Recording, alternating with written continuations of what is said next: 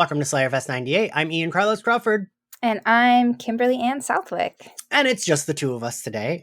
We're here to talk Angel Season 3's Forgiving. Kim, I don't remember. Have you been on for this weird arc? I did Couplet. Right? Or no? Okay, you did Couplet. So, like, kind of before, like, right when he discovered, like, the end of that episode, I guess, is when he discovers the translation. Okay. Yeah. What do you think of this arc? I didn't like this episode. Yeah.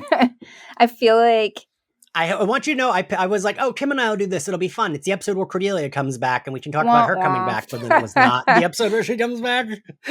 No. Like, I mean, I get it, but I understand what they're trying to do. Like, I see they're like Bad Angel. People like Bad Angel. But this isn't even Angelus. It's Bad Angel. It's like he makes sure that Wes knows he's Angel in this moment.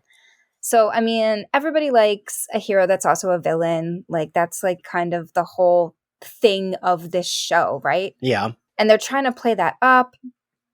But, one, how much time did Angel actually even spend with Connor? Like, when did we see him, like, doing dad stuff with him? I love that the parent, is like, I don't know, why is he so attached to that baby? Like, Lauren is the one that should be upset. Like, Lauren should be trying to kill Wesley. Lauren was basically baby mama, and Angel's, like, off, like, saving the world. Sure, fine, but, like...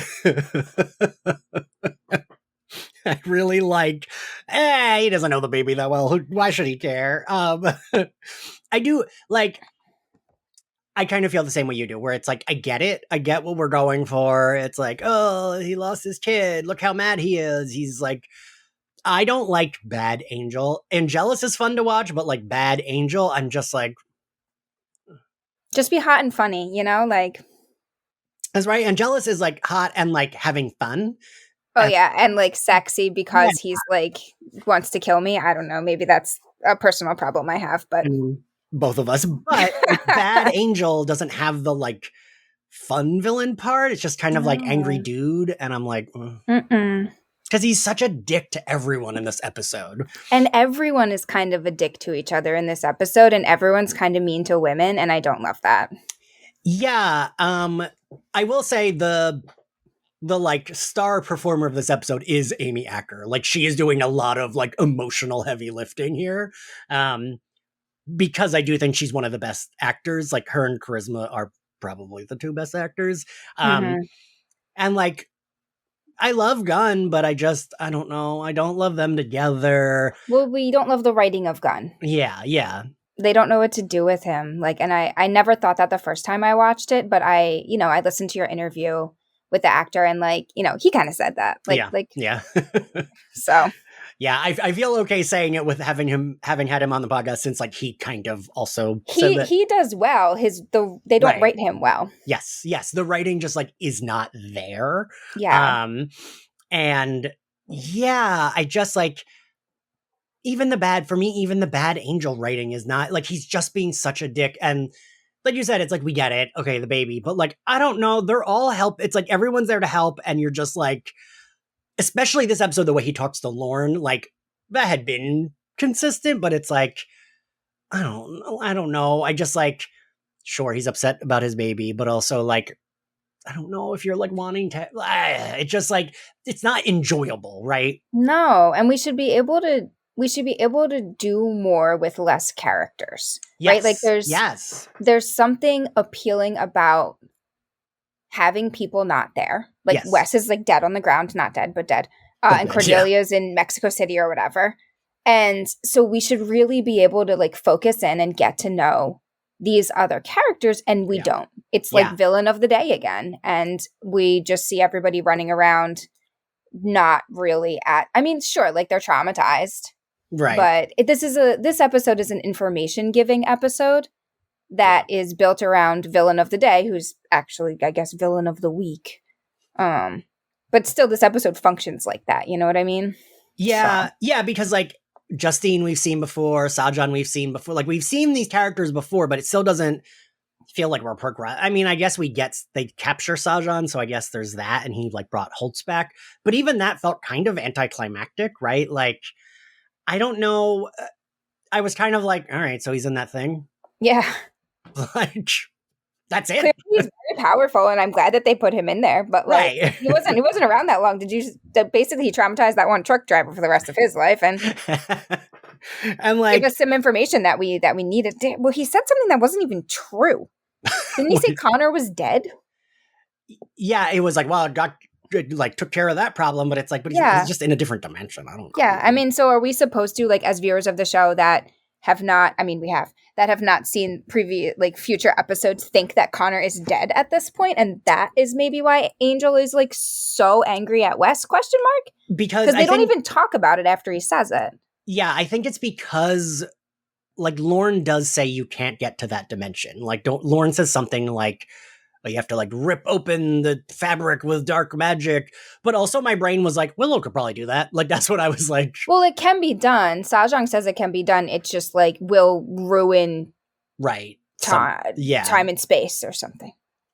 Yeah. And in the previous episode, he does say something about like whatever the not portal that he opens, he's like, I can just make it bigger and bring it all here. Like, yeah, he does say that. So I don't know. So I guess he's as good as dead because it's like looking, what is it? Like looking for a needle in a haystack the size of China. Yes. It feels like we have to wrap up. Like, Sajong almost felt like a non-issue until the previous episode when he opened the whatever. And like Holtz, I don't even think is that interesting, but now he's even gone. And now we're focusing on like his right-hand man, Justine, who I truly don't care about. And like, I don't find her interesting. And making like quips about like battered women, like, oh, leave that to your man. Like, yeah. I don't know, that's kind of not okay, Angel. Like, I know you're upset, but like everything here is like, I don't like Connor, but it's like the plot moves more once Connor arrives. Yeah. Not that I enjoy him but it's like, at least there's like, this feels like we're waiting for Cordelia and Connor to come. Like, this just feels like that's what we're doing. Yes, obviously written by a man and directed by a man. I just checked to make sure. Yes, I'm sure. Make sure I'm reading this right, the vibes I'm getting.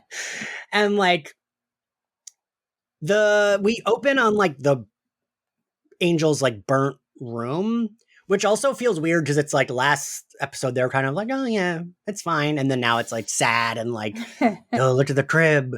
And like, wouldn't he have moved the crib if the crib is okay, but the room was on fire? And like, I feel like, yeah, okay, you put the crib in a different room, whatever. Not if you don't know how to be a dad, but that's also true. Lauren said this already. Yeah, Lauren didn't do it exactly. Yeah, and it's also feels a thing that Buffy definitely did better was like when they are depressed, it's still fun. There's still that like quirky dialogue, but we don't have Cordelia for that. Yeah, I think Cordelia, and we don't have the Gunn West relationship for that. Like those are where Cordy and Angel and like Gunn and Wes are kind of like, oh, we're going to say funny things back and forth, you know, and we don't have either of those relationships right now. Yeah. And I say this as someone who loves season 5, which Cordelia is not in, but like you really feel the like absence of her in these episodes. And yeah, it's just like, it's so bleak and like, oh, we got to look for him here. Oh, we got to look for him here. Oh, let's look here. And like, and I feel like they're trying to build Fred and Gunn's relationship in this opening scene and throughout, where she's like listening to the answering machine, but like I don't know, they just seem to disagree, and he's not quite babying her like they used to. Yeah, but like she's really concerned about Wes, and Gunn's kind of like a lot more action oriented. Yeah, and they're not really meeting in the middle anywhere. Yes, because I was thinking that because there was a minute in this episode where I was like, he's being kind of rude. And then I was like, well, no, he's not being rude to her. It's just like she cares more about Wesley than he does. Yeah, and it seems, and for no good reason. Yeah. Like, Gunn has known him for longer. Yes. It's because she's a woman and has more feelings. That's how I was reading this. Like, that's not really how it is or should be portrayed. Right, because like way to perpetuate like, you know, bad stereotypes of patriarchy. Like that's what this episode is doing. You're right, though. I hadn't even thought it. Gunn's known him a lot longer than she has, and like they were kind of like best buds. And I mean, yeah, like Wes had like a crush on her that she did not return. That doesn't make you like someone more than like his friend. Right? Like, arguably one of his best friends. Like, I mean, okay, like, Fred knows less humans. True, yeah. So I guess... No, I still think it's a dumb patriarchal thing. Like, I think it feels misogynist to me to be like, the woman has more feelings. Because the only person that I feel like makes more sense to not quite care as much about Wes is Lorne. Because, like, Lorne hadn't been living in the hotel, and then he got beat up by Wesley, so I might also kind of be like, fuck him. If I had to get, like, beat up just so he could do the thing. Even he is trying to, like, calm Angel down, right? Like, even he's a little bit like, let's think about this more. Let's, think this plan through. So Fred has to do a lot of emotional lifting, acting-wise and dialogue, like, all everything-wise. Yes. And, like, I mean, I know now we're 11 minutes in, I'm skipping to the end, but, like, I hate how often it's like, Fred, they are giving her good stuff, the actor, to work with, I think. But I hate how often it's like, she's trying to fill the, like, more heart emotional spot that Cordelia normally fills with Angel, where she's like, I am confident with this person. I'm comfortable with this man. I can step in front of him when he's about to do, because I want him to stop. And I hate how it doesn't work. And, like, it doesn't.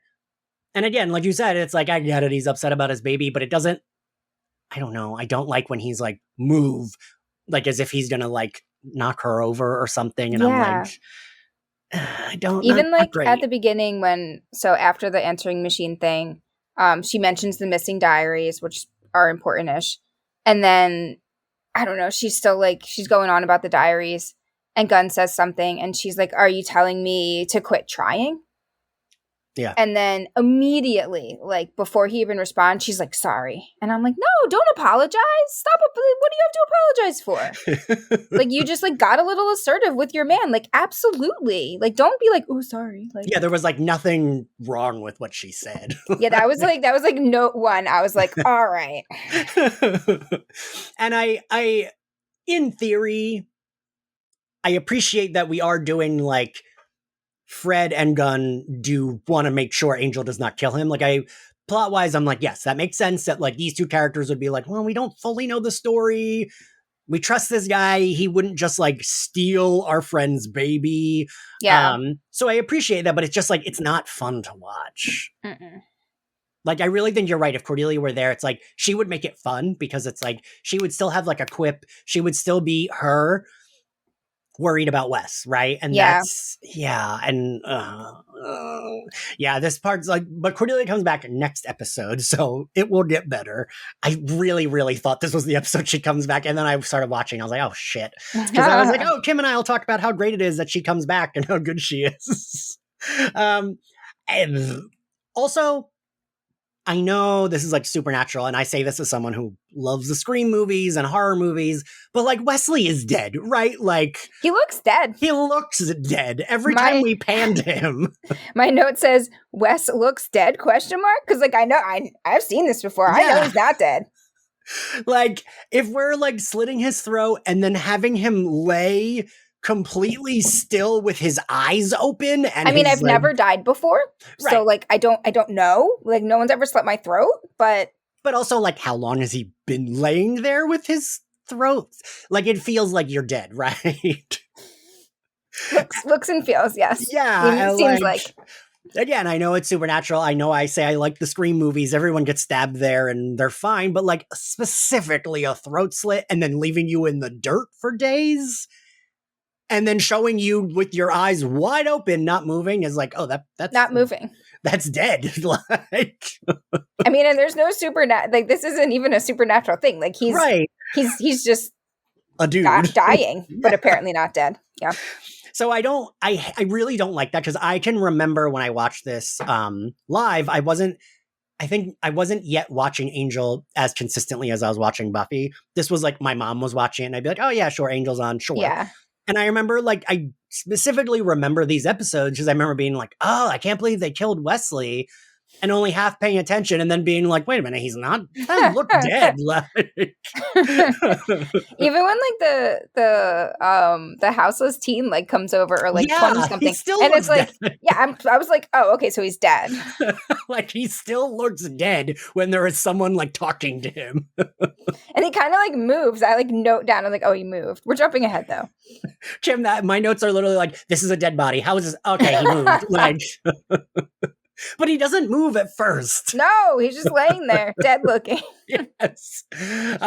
So yeah, we're moving ahead. We get a lot of Justine. I hate all the Justine stuff. I think it's so boring. I was like, who are these people? What are we doing? Like, I don't understand. I'm supposed to know. And I just like, I don't know. At first I was like, vampire hideout. And I was like, oh, vampire battlers hideout. I had to amend my note. Yeah. I totally forgot about these people. Like, yeah, because they're so boring. And like, I don't think Holtz is interesting, but at least we know, like, Holtz is like, okay, he's been the villain this season. Sure. This is his like second in command. Sure. But like, I also don't understand how we, and I guess Angel sometimes does this well, sometimes does not. I guess it's like, I kept thinking of like, how am I supposed to feel about her? Like we see that she feels betrayed. We see when she's talking to like the minions that she's like, no, this was our plan all along. And we know she's lying. But like, am I supposed to care? Well, she says that their goal is to kill Angelus. And then like, that doesn't, I don't know. They're not really very good at their goal. No. They keep giving up or like letting him go free. He beats their asses so quickly outside the hotel. And it's like, oh, okay, that was your... So many times they like, yeah, they're I mean, and I guess like, you know, Angel's pretty strong or whatever, but like they've been training for this apparently. This one specific thing. Yes, this very specific thing. And like, I wonder if there was supposed to be more with Justine or like, or if it was like something where like, because I did read that this role was supposed to be Kate. And it would have, while I didn't like Kate, it would have at least made it like, oh, this is a character we know. Like, and she only came in like 4 episodes ago.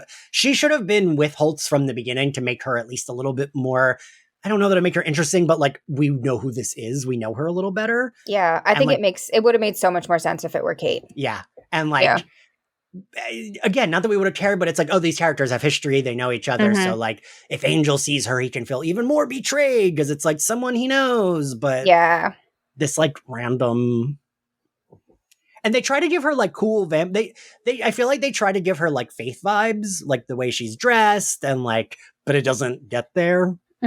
This episode is like one of the things. It's not really fun to look at. Yes, also like that. No one, like outfits were like hard to come by. Like, you know, like there wasn't any good like or excellent cinematography. Her like staking the vamps as soon as she walks in was like kind of badass. But like other than that, like yeah. It's gonna be a lot of us saying that. So we get back to after the opening credits. Yes. Angel headquarters, Lorne. So Fred and Gunn don't even know the baby is gone. They just know Wes is gone in the beginning. Yes. And then when they get there, I'm like, oh, they didn't even know the baby was gone, right? And like Fred's all upset about Wesley missing. And like now she's realizing they're both gone. Yeah. So I'm like, you were so upset before. Like now, like, with all those emotions, now you have even more. And Amy Acker does like some pretty good acting here. Like her shaky voice was good. You love shaky voice. We do. And she does it really, she does it a lot better than David Boreanaz does later on in the episode when he tries to do it. But I'm glad we at least got this because I also, Kim, I was like, wait, they didn't know the baby? Like, I was like, wait a minute. And it's like, oh, right, I guess because it's like the very end of the last episode and they were already looking for Wesley. So it's like... So we get like the info dump. Yeah. And then Wes isn't there to do the research. So Angel just sends Lorne to do the research. Fascinating. Childcare and research. What is he not? Karaoke bar like manager. What is this demon not capable of? Excellent songster. Good fashion. I did not like the hard emphasis on the B in the word bitch when Angel said son of a bitch. I don't know if you heard like how hard he was like, just like I'm not gonna try to do it, but like it was like he really was excited to say that word. His character, not Boreanaz. Right. Like, yeah, I was like, oh, clearly a man directed this. It really just, it's just like his anger doesn't really, because again, in theory, it's like, oh yeah, he's upset his baby's gone, but like it just doesn't fully land. I don't know. Because there's a lot of talking. There's so much talking, but like I don't really feel like I learn anything more than like Angel upset because baby is gone. You know what I mean? Like, because Sajan, even at the end, kind of does an info dump where we find out about the prophecy and blah, blah, blah, but it almost feels like it doesn't matter, right? Yeah. I was like, everyone's still like the same amount of upset and mad. Like, there's no like, now we understand why he did the thing. Ah. Right. And like, so Angel like pretends he's not mad, which is amusing. A choice. Yes. I feel like it was just to like shock us for that. Mm-hmm. But whatever, we'll get there. So yeah, the gun mentions like, Wes opened the portal last time. We send Lorne. And then we go to Wolfram and Hart. Lilah's always a delight. Why is her boss wearing a tux? Like, that was a tuxedo. I was wondering that too. I was like, oh, is there... We're supposed to like know like where he came from or something? I was wondering if in the previous episode, that could have been like a throwaway dialogue. Like, oh, there's like a gala at Wolfram and Hart or something, right? I don't know. The thing I love about Lilah is that she's always like, oh, I have these reports that I was going to give to you. And I mean, he's not buying it, but like, I like that she's like prepared for him to like be mad at her for betraying him. Because Lilah's always, even if she's like not, her plan doesn't go through, she's at least a few steps ahead, like thinking of like, oh, what I'll need to do to fix this if and when it blows up in my face. And then he seems legitimately upset that she didn't die for the cause. Right? Yes. I'm like, wait, so you just want her to die? I don't understand. It seems to be the subtext. And like, do we know Linwood very well at this point? Like, no. Yeah. They do so many. I think I said this in his first episode because I was like, which one is he? Because they do so many, like, this is the new head of Wolfram and Hart. And it's always like, and it's some old white dude. Yeah. And I think there are 3 or 4 different ones throughout the series. And I could not tell the difference. The only thing I could tell you is that the first dude who does last the longest, I think he lasts till season 2, is Bernard from Lost. From Frozen. Mm-hmm. That's the only, that I could tell you that, but that's it. And I know that actor doesn't, go into any later seasons. He's the most memorable, like for sure, of all of them. This one's just some random tux wearing dude who wanted Lilah to die. Yeah, I think if I recall, either in the season finale this season or the premiere next season, Lilah beheads him in like a meeting. Looking forward to that. I like what she says, if it's any consolation, I did have a gun to my head to try to be like, look at what I went through. Yeah. He's like, I don't care about your trauma. Yeah. We go back to the hotel. Angel doesn't want to call Cordelia. This was kind of cute where he's like, she'll have presents for Connor. He doesn't quite sell it. No, he doesn't. Because it's trying to do the shaky voice thing that Amy Acker did so well earlier. And well, and he just flips back to mad. Yes, I think you're right. I think that kind of is what also undercuts it, because it's like, oh, he's gonna have an emotional, and then it's like, nope, we're back to wanting to fight and beat up, and which, sure, like right. This happens, especially with men, right? Where they're like, I'm vulnerable. No, like refocus, but it just doesn't work. Yeah. God, we hate this episode.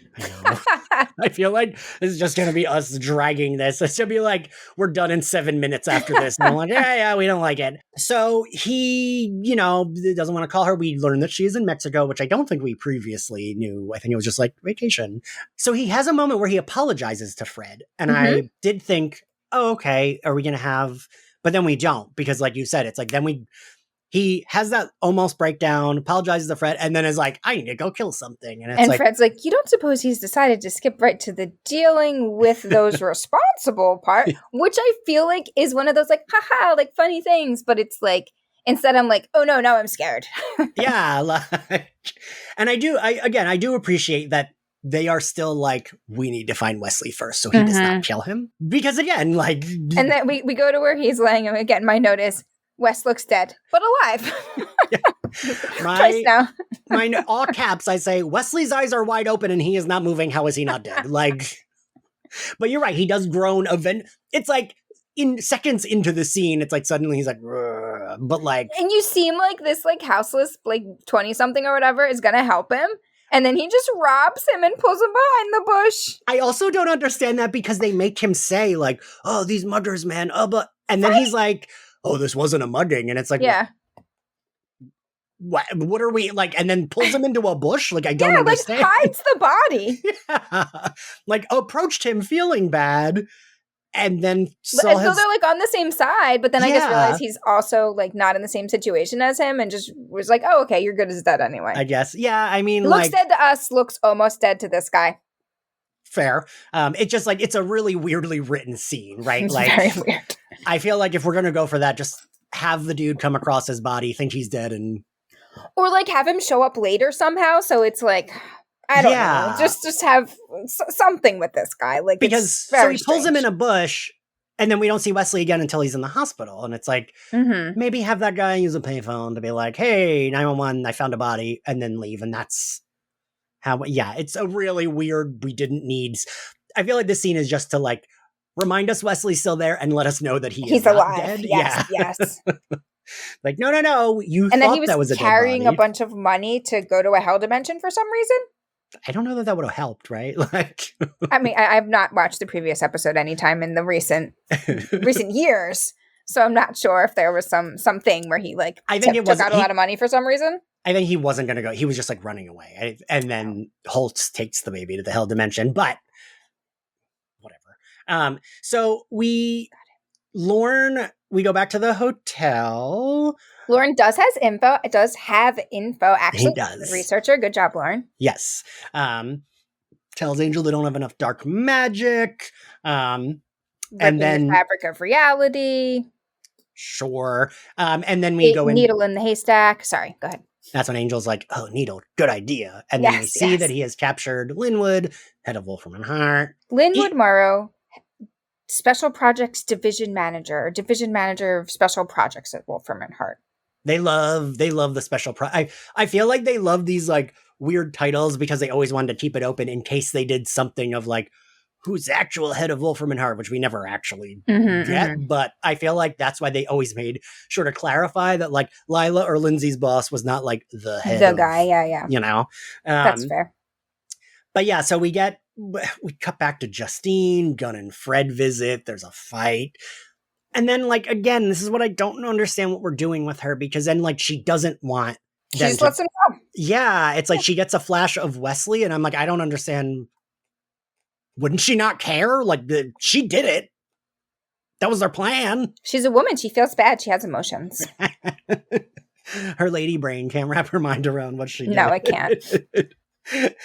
It's just like her writing is so like we don't even know her name until the end. Well, unless you saw the previous episodes, which I did not recently. So I feel like either just make her a villain or don't. But like, I'm not caring at all. There's no sympathizing. There's no whatever. It's like, sure. It seemed like, well, that was easy for them to get out of that. Yeah.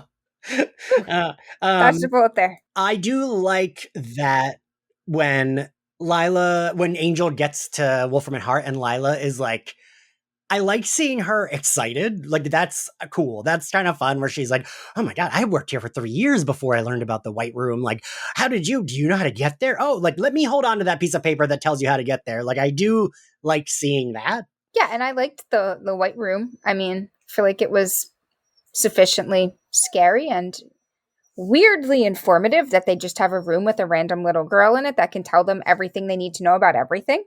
Like, obviously, this is a huge asset for them.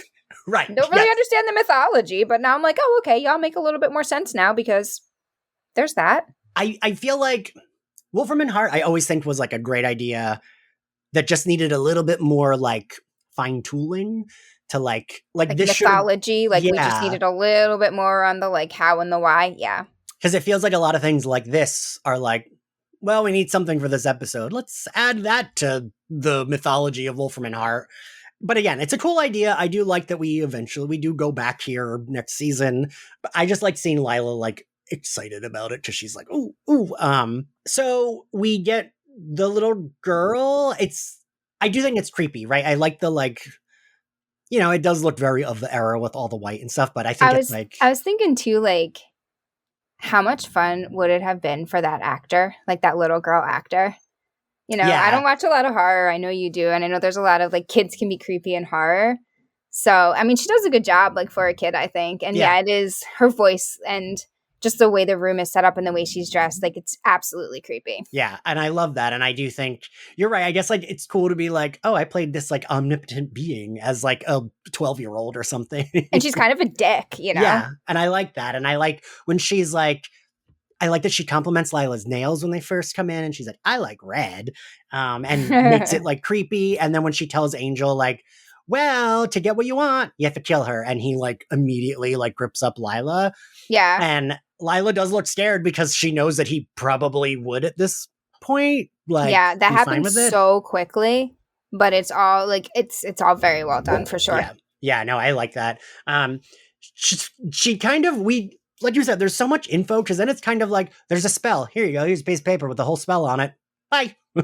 Yeah, absolutely. It's definitely, like I said, it's, like, weird that, and, like, disconcerting that they have this. I mean, I don't know if it's always that person that appears in the White Room. I've never seen the White Room before. I don't know if we see the White Room again. We see the White Room again, but we only see that little girl one more time next season because the Beast kills her. Like, Angel goes to the White Room and finds the Beast, like, killing her or something. Mm-hmm. The whole thing, like you said, a little bit more mythology, I think, would help there, but also, and maybe just because of how useful it is. Yeah. Gunn and Fred are at the Wesley's, like, dumpster looking for his stuff. I like that it's just there. They're like, oh, look, here it is. Sure. Then they go back to his place. They're looking through the stuff, and they find the father will kill the son, and Fred feels, like, a little bit more relieved because she kind of understands, which I don't know. It, like, I feel like that should have. Angel has been around enough prophecies that you would think he would then be like, I'm pissed, but I do understand. Like, which is what he says. Right, but then that's not. Yeah. Yeah. I almost wish there would have been a line where, like, he says he's okay with it, and then when he gets there, he's like, wait a minute, I'm too angry looking at you, or something. I don't know. Well, Wes didn't talk to him about it. Like, Wes could have behaved differently considering the circumstances. Like, as a parent, I understand being like, nope, don't forgive you, like, for sure. But as a television show, and the way that Connor has been not in the television show or talked about very much, he's just kind of, like, reminded that he's there, like, sometimes, you know what I mean? Like, I don't know. They didn't sell the father-son relationship in the way that Angel is feeling it in these moments. So there's a piece missing. Yeah. They tried to, right? Because we get the, what is it? Whatever, the episode where, like, it ends with, like, him and Cordy in bed with the baby, but it almost feels like that was more Angel and Cordy that it was selling us than, like, the baby was kind of just like there. Like, I know it's hard to have a baby on set. Like, it shows hate doing it for various reasons. But if it's going to be such a big part of this, albeit short, little plot arc, then I think that we need to see that relationship develop a little more. I don't know. I'm like, well, you know, people just feel a way about their children because they're their children. But that's just not true. Like, I mean, there's, like, derelict parents who don't care about their kids. Obviously, we know Angel, but Angel's a vampire. A vampire with a child is a unique thing. It, like, hasn't happened, right? So, like, I don't know. Like, is it a mortal child? We just don't know anything about Connor. Yeah. And we don't really know a lot about their relationship. That Angel's instinct here it's too instinctual and not enough, like, built out. Yeah, you're right. We're relying too much on, like, well, in the real world, you know, you love your baby right away. And it's like, okay, but, like, this is a show. We need to, like, do a little more of that. I don't know. And I agree. Absolutely. And I do think we love him, but I think it's also David Boreanaz's limitations as an actor. Yeah, like, but I think this is the episode 2, the way it's written, like, he's doing what they gave him, but you're right, like, he's being asked to inhabit a personality of a father that he has not been asked to inhabit too much more at all in the show previously. Yeah. So he's just playing on angry stereotypes of people whose children are taken away rather than like how Angel would feel about Connor. God, I feel like everyone's going to disagree with us for some reason, even though we're so right. It's like me and Ian's entire life. It's us being right and everyone disagreeing. So it really is. I feel like with this, people genuinely don't like Connor. So I don't like adult Connor or however old he is when he comes back. I don't really have any feelings about a baby. Like, but I mean, I don't know that baby. Nobody knows that baby. That's my whole point. You know, that reminded me of, did you see the clip of Megan Thee Stallion when I think she hosted, it was the VMAs? She tried to do the Britney, I'm a slave for you look and had a real snake like Britney did. But then like, and I don't think it was a bit. It was like she had the snake on her and tries to like keep going and then is like, no, get the snake off me. I don't know the snake. The snake doesn't know me. And like. I saw, I think, the clip of it. Yeah. Yeah. That's what that reminded me of. Like, I don't know this baby. This baby doesn't know me. Sure, take it to court off. So we are back at the hotel. Angel is grumpy. He shouts at Lorne. Lilah's there. I do like the bit where they're like, we need human blood. And Lilah takes out the knife and kind of intimidates her boss, but then is like, I'm cutting myself. But that's it's good. Right. She's so good. And I love like, she does a lot there. And it's like, she's doing it to like kind of show her boss. Right. Yeah.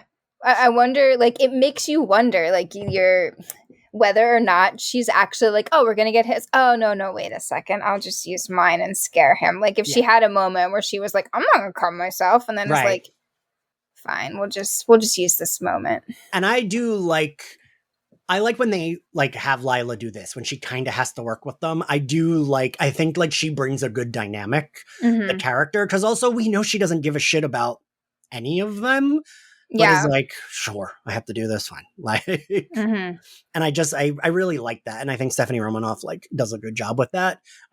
Which I have to mention because this is the first we're recording after our live show. Stephanie Romanoff did an intro video and an outro video for the live show for me, and they went over really well. Oh, yay. Which was nice. We love Lilah. Yeah, we do.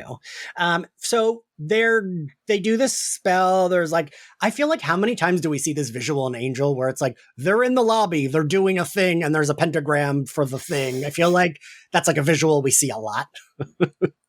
Lorne even makes a joke about like washing it off later, like, and how I forget exactly what he says, but he's like, that's kind of becoming a thing, like something like that. So yeah, like Lorne agrees.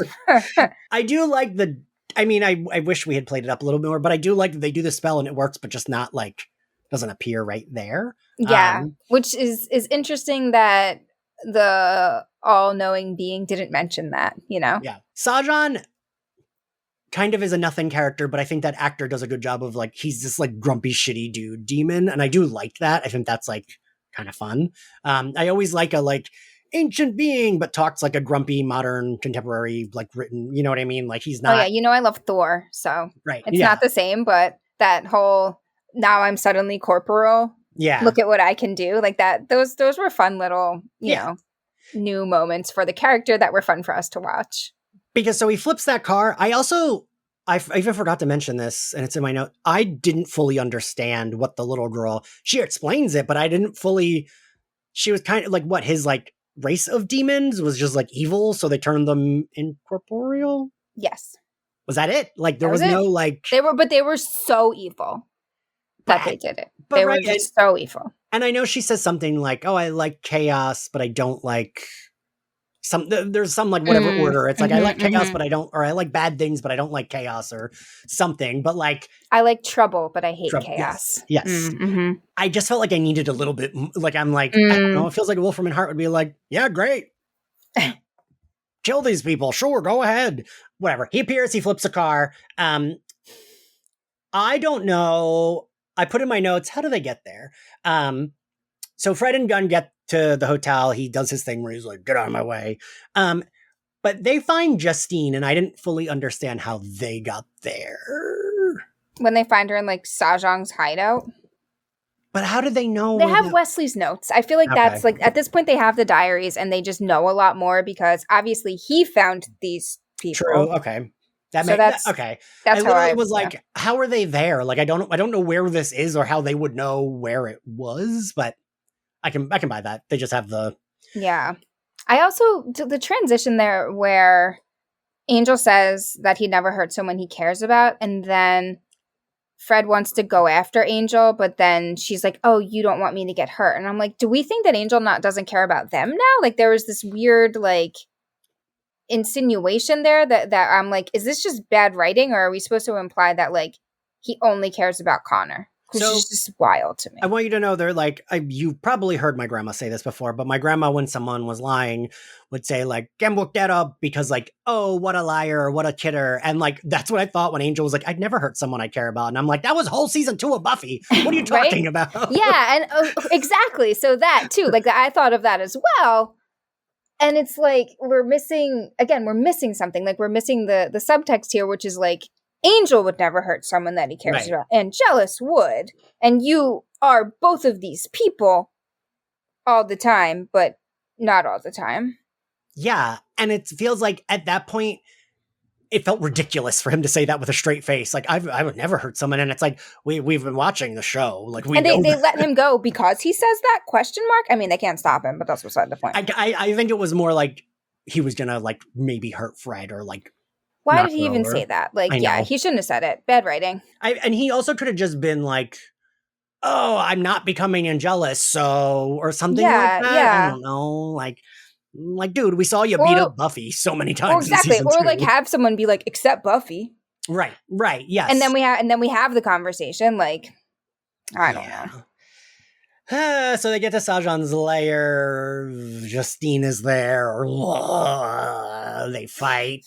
Sajan does an info dump. He tells us that the prophecy, which all season I kept forgetting. I was like, do we ever find out what he's taught? And it's, the prophecy was that Connor would kill him. Mm-hmm. And he changed it. Mm-hmm. And he did a very good job changing it, apparently. He went through all the records, and that's why Wesley got messed up. He's very good at explaining that it's not Wesley's fault without quite saying that. Mm-hmm. So Kim, as someone who is a writer and edits a lot, does a good editor as well. Don't we feel like this needed an edit? Like, I do feel like this feels like such a cop-out of, like, him being like, oh, I changed it. That's it. That's why that happened. Tee-hee. Like, I was kind of like, I don't fucking care. I remembered that that's what happened. You did? So okay. I was kind of just waiting for them to, like, figure it out. I really did not remember. I was like, oh. I feel like it's not that it needed an edit. It just all happened a little too fast. Mm. Like, why would he tell them that? Right? Like...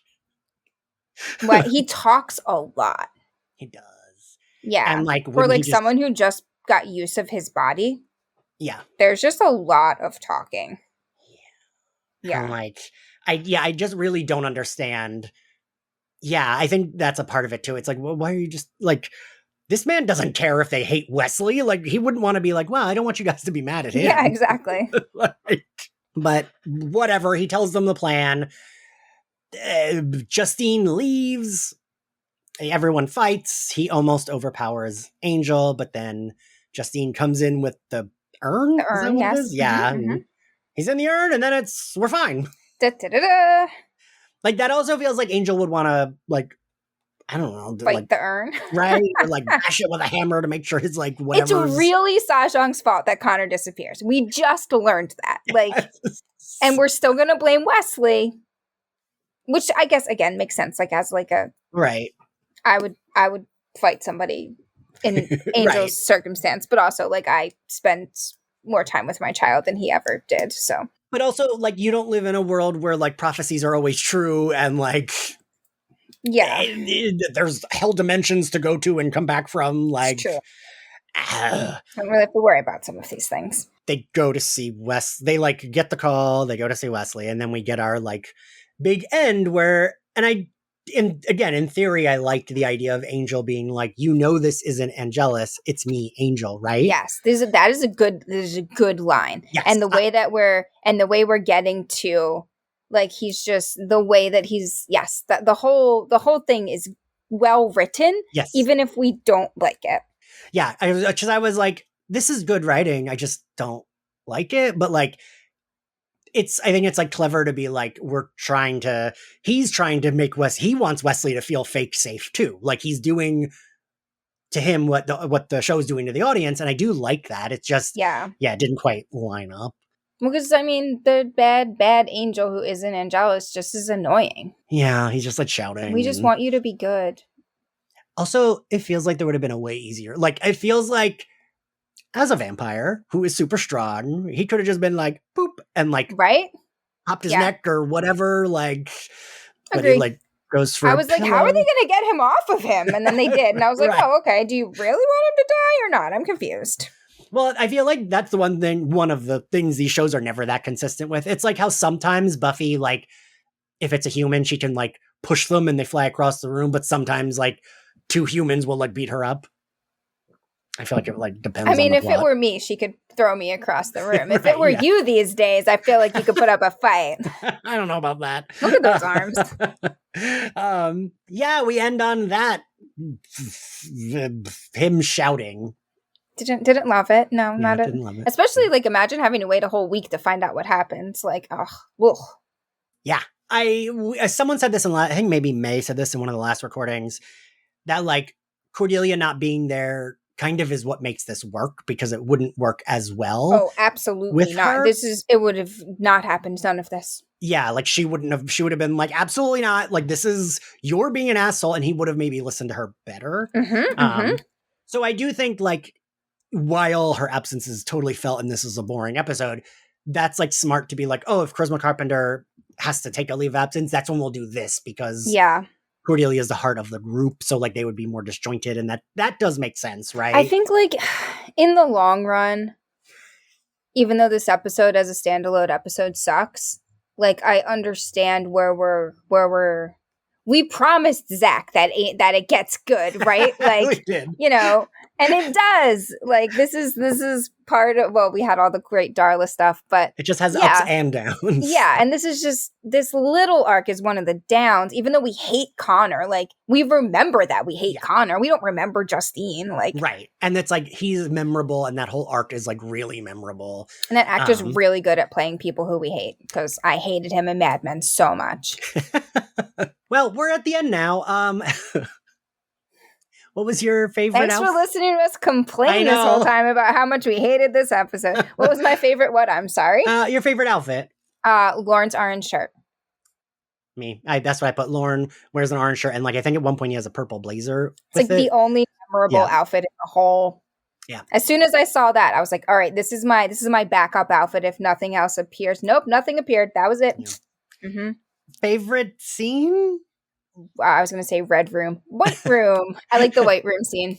All right. Just like I like the little girl. I like the thought of this, breaking the fourth wall, like thinking of this little girl like acting the scene, and how much fun she must have had with it. And even though it's a bit of an info dump, like I like the way she plays with them. It's fun. That's fair. I put when Fred has her shaky voice, that like scene was like, that was the only time these emotions like landed for me. Was in that scene. What grade do we give this episode? A D. I gave it a D+. Yeah, I was going to say D+, but then I was like, too much misogyny. Or just like, fair. Influence of the patriarchy was a bit too obvious. That's fair. Thank you for joining me for us to complain about this episode. Thank you all for listening to us complain about this episode. If you like Slayerfest 98, you can find us on all podcasting platforms and watch our video recordings, because now we do video recordings on our YouTube channel. Make sure to subscribe. Give us a good rating wherever you subscribe to us. And if you want to follow us on social, we're at SlayerFestX98. You can support us on Patreon, where we're going through Buffy Season 4 for its 25th anniversary, X-Men the Animated Series, Batman the Animated Series, and a bunch of other things. And if you want to follow me on social, I'm at ENXCarlos. Kim, where can everyone find you? I'm at KimAndJoSouth on Twitter, and I have a website, KimberlyAndSouthwick.com. Cool. Well, we will see you next time. Bye, friends.